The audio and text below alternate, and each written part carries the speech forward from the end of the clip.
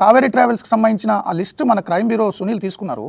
ఒకసారి నేను నేమ్స్ చదువుతాను, బట్ వీళ్ళందరూ ప్రయాణికులు మాత్రమే, అందరూ చనిపోయినట్టు కాదు. డీఐజీ కోయ ప్రవీణ్ గారు ఇచ్చిన వివరాలను బట్టి చూస్తే 19 మంది సురక్షితంగా బయటపడ్డారన్నారు. 11 మృతదేహాలు ఇప్పటివరకు వెలికి తీశామన్నారు. సో మొత్తం ఈ లిస్టులో ఉన్న వాళ్ళలో చాలామంది బయటపడ్డారు, మిగిలిన వాళ్ళు మాత్రం చనిపోయి ఉండొచ్చు. నేను మొత్తం ప్యాసింజర్స్ లిస్ట్ చెప్తాను.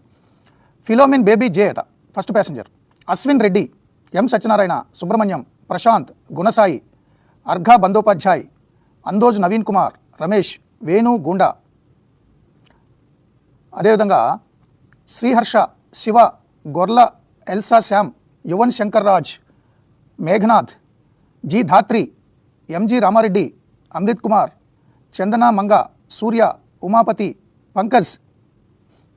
టోటల్ సీట్స్ 3లో చరిత్, హారిక, కీర్తి. అదేవిధంగా 2 సీట్స్ బుక్ చేసుకున్న వాళ్ళు తరుణ్, వేణుగోపాల్ రెడ్డి, సింగిల్ సీట్ ఆకాష్.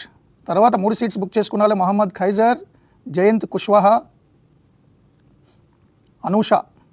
తర్వాత కె అశోక్, గిరిరావు, కెనుగా దీపక్ కుమార్.